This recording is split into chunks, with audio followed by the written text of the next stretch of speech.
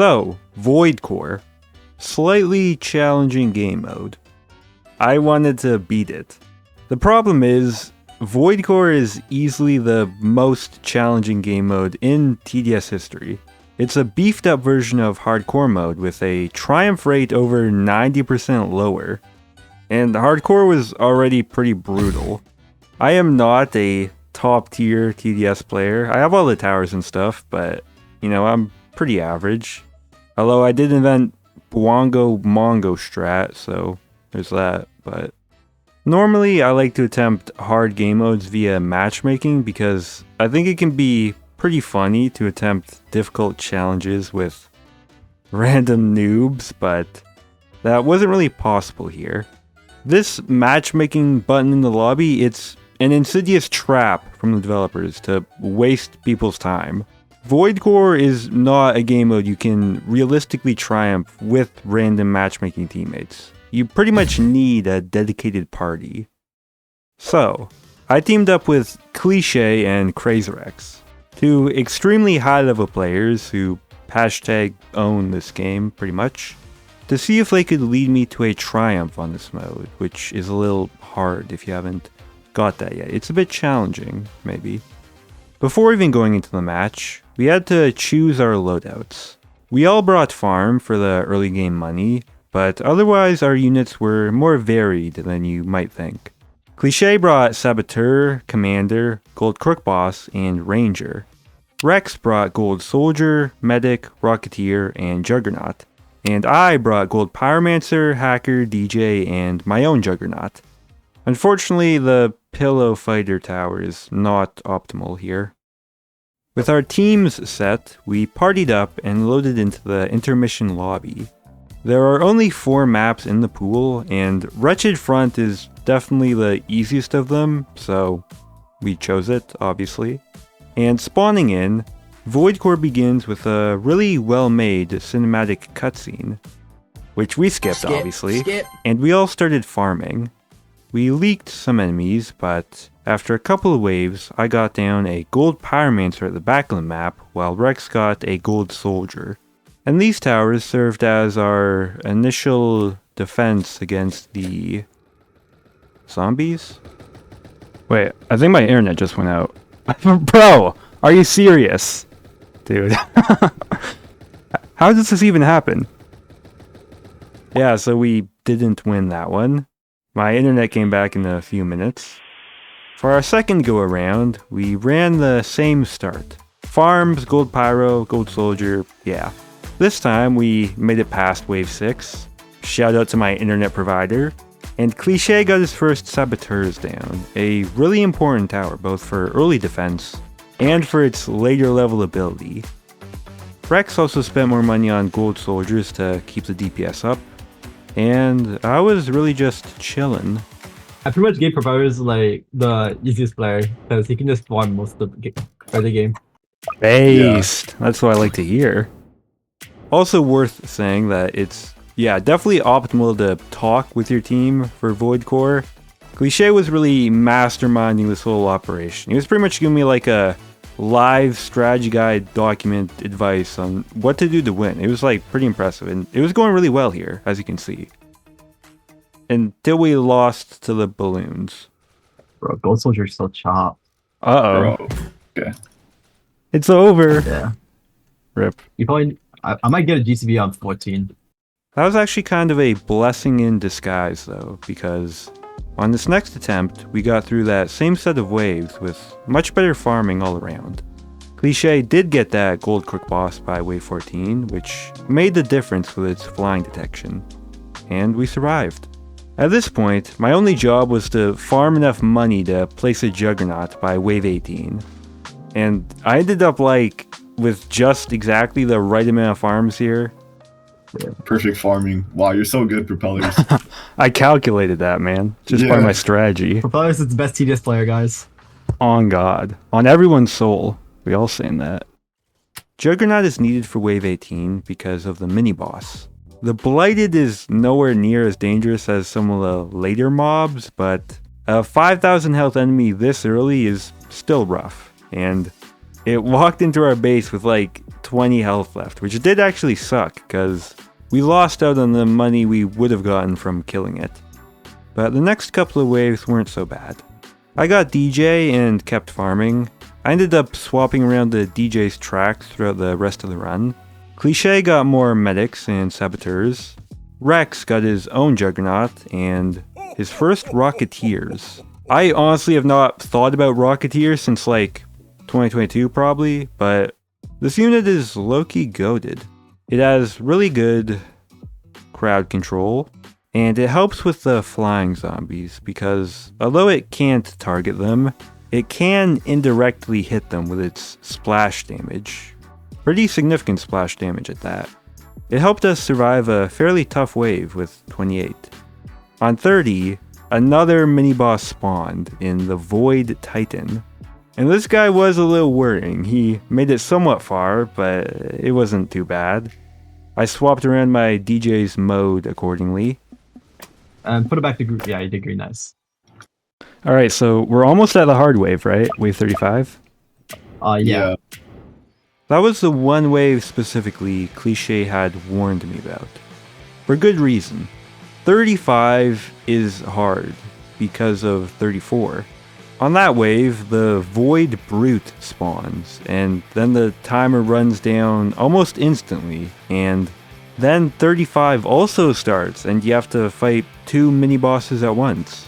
And they can spawn more enemies themselves. He's gonna summon again, it's gonna be so annoying, bro. Oh my god. I miss Saboteur, bro. This is where the Saboteurs really came into play. This tower has an active ability which can be used to apply a debuff to a zombie, which increases damage taken and forces towers to target it, which was a big help in chunking down the Void Keeper before it could spawn too much. And with our upgraded Juggernauts as our main source of damage, unless... Oh, nice. Wait. Okay, nice. No, we're fine. We're fine. Yo, okay, that was pretty clutch. I hated this wave so much, bro. Nice. I mean, I thought that would be pretty much one right there, you know? I was like, woo, victory lap, right? Rest of the game easy? No. Another Void Titan spawns on wave 38, along with a bunch of other zombie slop, and it pushed us pretty far. Okay, yeah. A little bit. Dude, this mode is scary. I feel like we're gonna die every wave. This is nerve-wracking. Yeah, that's kind of how this game mode is. That was very true. We had a ton of towers going at this point, but Voidcore is designed in such a way that even when you're doing well, it'll often feel like you're barely scraping by. Like here, for instance. I placed a level 0 Pyromancer, like that would do anything, but it didn't. But we still survived thanks to Rangers and Crook Boss's goons, but it was pretty scary, yeah. And while the Cow King enemy was pushing deep, the first Voidcore exclusive mini-boss had already spawned. I don't know if you've seen this guy before. Crystal Man over here? Yeah, Custodian. No, I haven't seen him. Crystal Man is tricky. He has the tank modifier, which reduces almost all forms of incoming damage to 1 per hit, making his 40,000 health feel substantially higher. However, the tank modifier does disappear when he uses his ability, but that ability obviously debuffs nearby towers, so he's just really annoying. It's like an ugly turtle. But our DPS pulled through, and we did finish it off near the back of the map, near the warning track. The next couple of waves weren't so bad, and by that I mean a billion enemies spawned, but by the grace of Rocketeer we handled them. And the Vindicator in wave 43 really wasn't that bad. I had just enough money to get my Juggernaut to level 6 while it was walking through. I'd gone bottom path while Rex went top path for his, and the 2 Juggernauts' powers combined helped us chew through the mini-boss's health bar. But wave 45 houses another Voidcore exclusive mini-boss, and this one is pretty scary. The Soul Stealer. It has a lock for a head. This zombie has the Cursed Tower ability, which, when used on a unit, inflicts it with a debuff that prevents it from being able to attack until the enemy inflicting the curse dies. So, like, if Soul Stealer curses your Juggernaut, then... oh boy. Thankfully, we were fortunate here, and we got some pretty good RNG. One of the Juggernauts did get cursed, but it was right about at the end of the wave, so it wasn't a problem. The next mini-boss didn't spawn until wave 48 with the Swordmaster, and he's unchanged from his hardcore version bar a health increase, so we took him down fairly easily. Wave 49 afterwards was just more zombie spam, and after clearing that, it was time for the final wave. There's a lot to unpack with wave 50. Cliche had to chain Commander's ability, obviously, while also using Saboteurs at the right time, and Rex had to use Medic's ability at the right moments. I didn't really mention it prior, but yeah, Medic was another important piece here, both for the shields and the buff. It helped a ton. And I had to kick my feet up and get a bowl of chips and a glass of water. That is a bit self-effacing. I did have a role to play here. Going into the start of wave 50, I was our player with Hacker, and my job was to clone Juggernaut. These two hardcore units have really nice synergy, as Hacker's duplication ability lets you get around the placement limit of 1 and deal some fat damage for a small cost. Unfortunately, I messed up slightly at first. I had 2 Hackers down, one of each path, and when I pressed the keybind to use the tower's ability, it defaulted to the top path one's version, which was bad because bottom path's cloning is better, so that was dumb. I made sure to click the specific Hacker next time I cloned, but I made up for that blunder with how incredibly quickly I sold off my farms. It's not like me being like, ooh, you know, I'm so bad. TDS was genuinely lagging, and it was not accepting my keyboard inputs. I was mashing X to sell. Anyways, Voidcore ends with 2 major bosses, but like Hardcore, it begins with the Void Reaver and his 200 million minions and goons. We got off to a shaky start here, as my Juggernaut almost immediately got cursed by the Void Reaver, rendering it useless, so I had to sell and replace it. Dude, the placement circles are so tight. Wait, I actually can't fit it. Wait, I can. And that meant I didn't have enough to get it back to level 7. Wait, I don't even have enough to max it now. Uh-oh. You can. Void Reaver will give him a lot of money. Okay. Yeah, it'll be fine. Yeah, they were very right. You make a bag off Void Reaver. He's very fat. I was able to max it out again. Cliche and Rex continued to micro their abilities while I just waited out Hacker's hologram. We were chewing through the boss's health bar.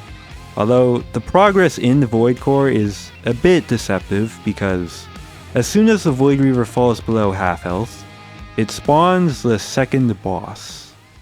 There's a Voidcaster. I've never seen this enemy before. She like revives them or something, right? Yeah. Yeah. I had watched some videos on Voidcore, so I knew a bit of what to expect here. The Voidcaster works in tandem with the Void Reaver, utilizing an array of abilities which can shield and heal the big guy, summon more minions, and straight up revive the Void Reaver after it's been killed. Which is pretty cool actually, I do like that ability. The obvious play is just to set everything to last targeting to take out the Voidcaster first, but it has the no target attribute, so you can't really do that. You have to grid it out and kill the Reaver multiple times to get in your damage against the caster, which entails a lot of micro again. I did the health regen thing. All right, tell me when you're gonna neuro, and I'll Uber with it. I'm gonna just save Uber. Just save it for caster. What? Yeah. Okay. This is why I play easy mode. The Voidcaster becomes temporarily vulnerable while it's reviving the Reaver, and Cliche and Rex timed it perfectly with the medics and Saboteur buffs and everything, and... Alright, wait, this is gonna be really good. I do now. Yeah. Holy moly! bro. This is looking good. Holy DPS, bro. Unfortunately, the duo then summoned a glut of enemies, which did clog things up a bit. I was like, oh, are we gonna suddenly lose randomly? It's like a funny moment? No, but we were fine, but it was scary. We took out the lesser zombies, and as soon as we managed to take out the Void Reaver again, Rex and Cliche used their abilities once more, and I mean, as you can see here, it was pretty strong. Yeah, we can two-cycle easily. Bro, Oh my god. Dude, I think that's easy the first game time I mode. recycled, bro. That's Holy crazy. moly.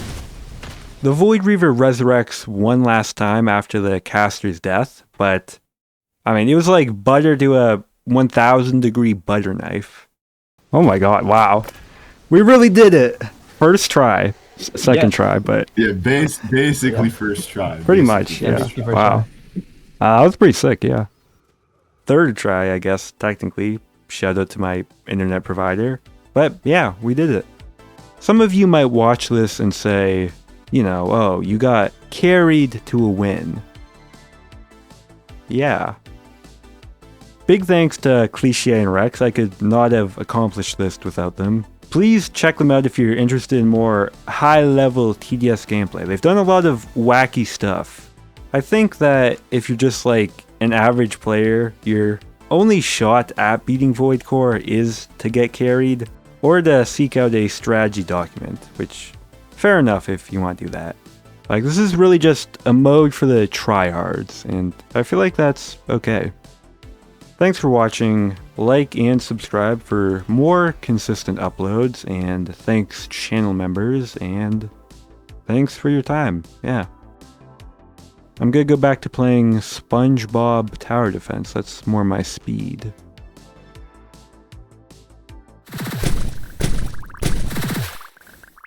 This game's actually hard as hell.